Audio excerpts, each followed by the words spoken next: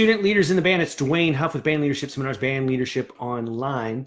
And I want to go live and answer a student question. By the way, if you're getting value from these videos and you want your questions answered, realize I keep a file of these and I answer them as part of this content to serve and help you.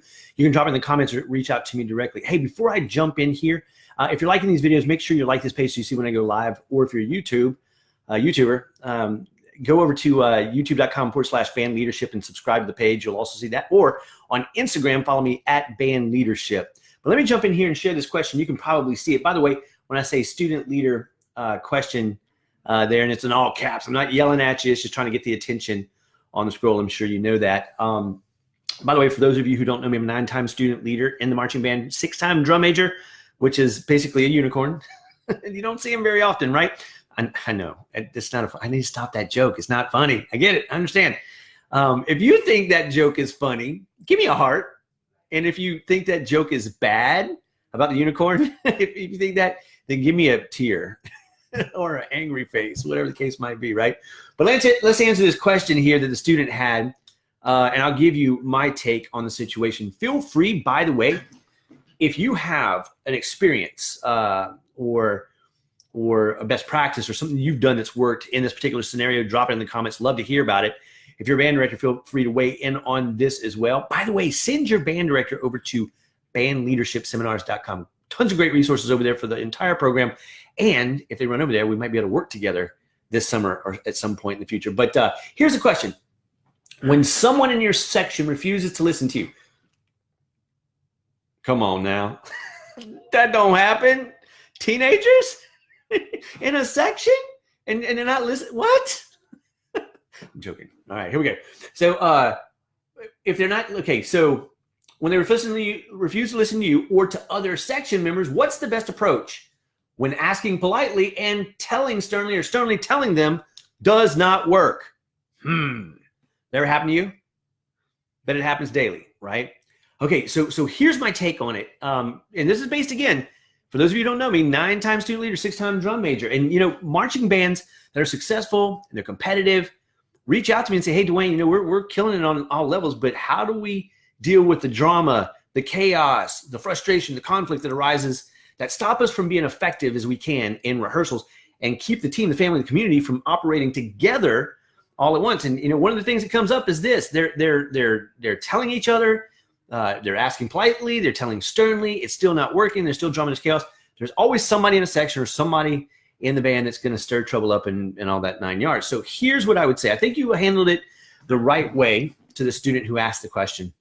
This question actually came in from a survey I did, and they wanted to know these different answers. And when this person asked this question, here's what I would say. You approached it properly by first asking nicely or politely. In fact, what I would do is always, there's a book called The 1 Minute Manager. If you're looking for a good book and you're trying to go to sleep, no, actually it's a really good book and you probably see a YouTube video on it, but basically it teaches managers in the real world how to approach correcting or coaching or advising or asking their employees in a non-confrontational way to get results, right? So yes, we want to approach them politely first, but pull them aside away from everybody so there's no audience. Especially as a teenager, I'm not picking on you. This is just the way it is. Especially as a teenager in the middle of a section or friends or an audience, you're going to get pushback. If they feel threatened, if they feel called out, if they feel isolated, if they feel, singled out, they're going to push back. So always pull them aside, have that polite conversation with them. And instead of saying, hey, what's wrong with you? Which I know you'd never do, right?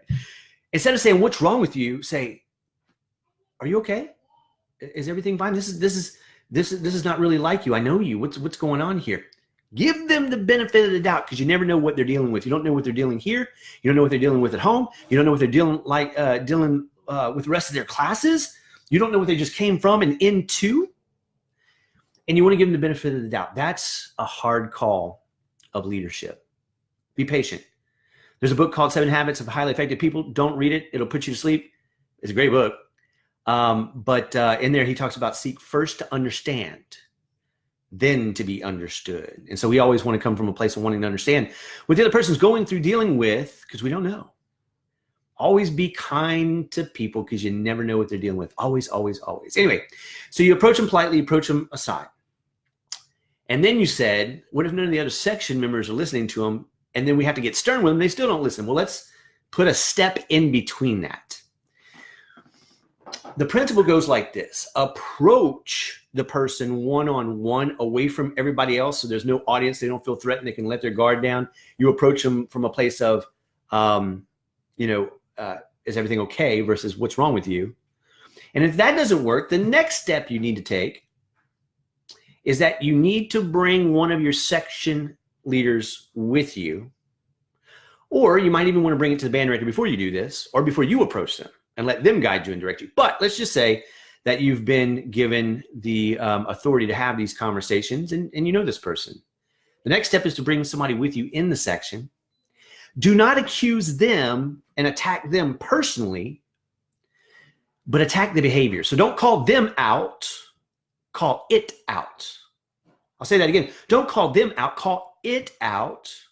And again, approach it from a humble heart and bring your friend with you. A section where say, hey guys, we just, we wanted to come back and say, hey, this behavior, this is out of kilter for you. We know you, is there something going on? Is there something we can help with? Let them, give them the benefit of the doubt and let them open up. Now, after you've done that, you've done due diligence. It's time to take it to the band director. And then when all else fails, here's the final step in the process. And if you do it consistently, and you do it intentionally, and you don't do it out of malice or out of a mean spirit or a judgmental sort of way, but you do it with integrity, and you do it with purity of heart, and you do it with all the best intentions, here's what you do. You rally with the people in your section who are with you, who are on board with the program and committed and focused to making that section everything it can be. I can tell you right now, you know who those people are. And I'm not saying you got to have a powwow off to the side. Hey, here's what we're going to do. No. What I'm saying is rally the troops to your example. Set the best example you can possibly set, not just for your section, but for the entire band. You should set such a good example for your section and entire band that the people around you who don't follow that example feel and look silly in contrast. That doesn't mean you call them out. That doesn't mean you pick on them. That doesn't mean you talk behind their back. That doesn't mean you gossip. That doesn't make you make fun of them.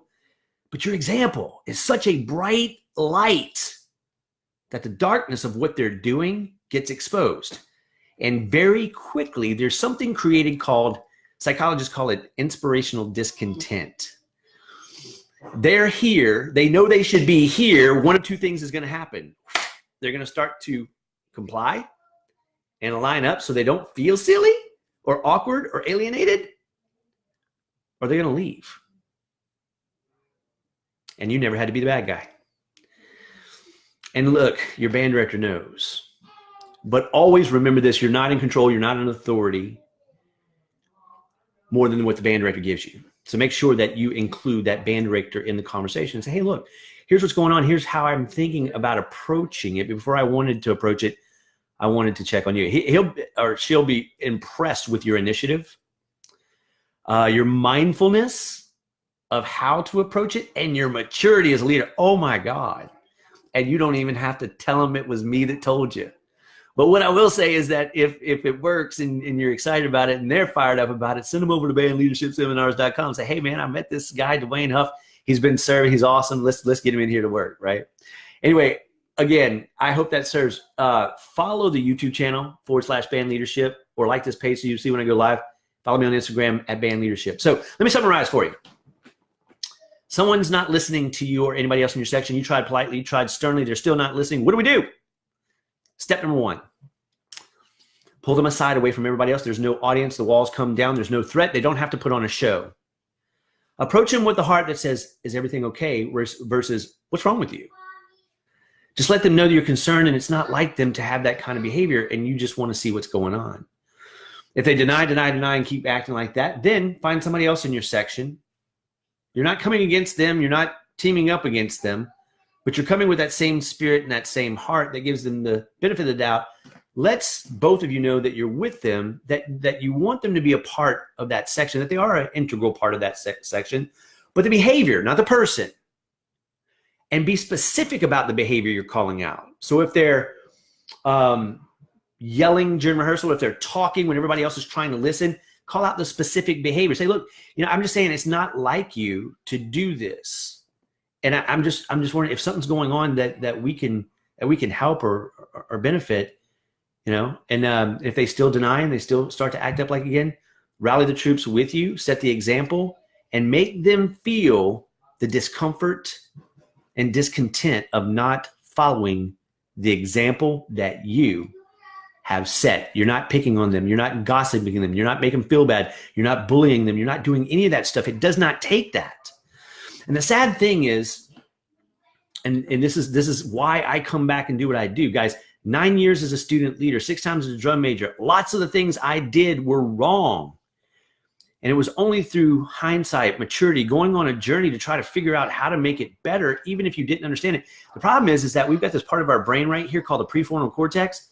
That does not form until we're 23 to 24 years old. You're 16, 17, 15, 18 years old. You don't have the ability to make some of those decisions in and of yourself. So it's principles like these that if you learn them and follow them, will serve you whether you understand them or not. And I hope that serves you. And I'm here to serve you. So remember, if you have a question, send it to me. That's where this stuff comes from. I'm here to serve you free of charge. Look at this. And follow me on Instagram at Band Leadership, youtube.com/Band Leadership. Like this page so you see when I go live. And tell your band director at go to bandleadershipseminars.com. Check it out if they don't already know who I am. There's a couple of resources there I think they really enjoy. So any way that I can serve you, share this with another student leader who you think this would benefit and serve. Share it with your band director or tag them. Because the more people who understand and know this, the better our band programs become. And it's like I always say, you can inspire superior performance. You just got to be willing to set the example better than anybody else by what you do, not what you say, how you show up consistently. And you're going to help facilitate the best marching band season you guys have ever seen. I guarantee it. So go out there, apply that. Feedback to me, drop it in the comments. Let me know how it serves. If you're a band director and you want to add to this conversation, please, please, please do it. If you're a student leader and you've done something similar and have had success, or if you've fallen in a pitfall and you want other people to avoid it, feel free to drop it in the comments. If you're brave and strong enough, that's one of the calls of leadership, is to be a little bit braver sometimes than everybody else and do the things that most people are scared of doing. That's part of our call to leadership. So let me know how I can serve. Stay tuned. I will do more and more of these videos. I got a ton of backlog questions I got to get to, and I'm here to serve you guys. Take care. Enjoy talking to you. Bye-bye.